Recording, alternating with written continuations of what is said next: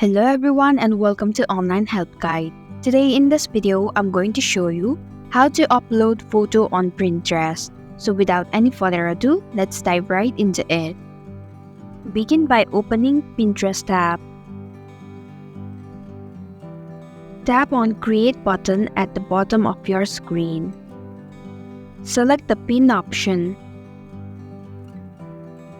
Select the picture that you want to upload and then tap Next at the top right corner of your screen.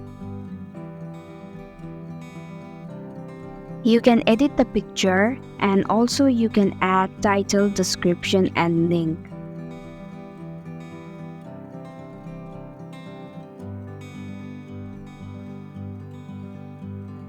Then tap Create at the bottom left of your screen.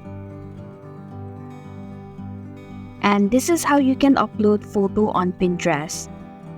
Thank you for watching the Online Help Guide. I hope this video was helpful. If it was, please hit the like button and comment if you have any questions or feedback. Also, if you are new to our channel, please subscribe and hit the bell icon so that you don't miss our upcoming videos.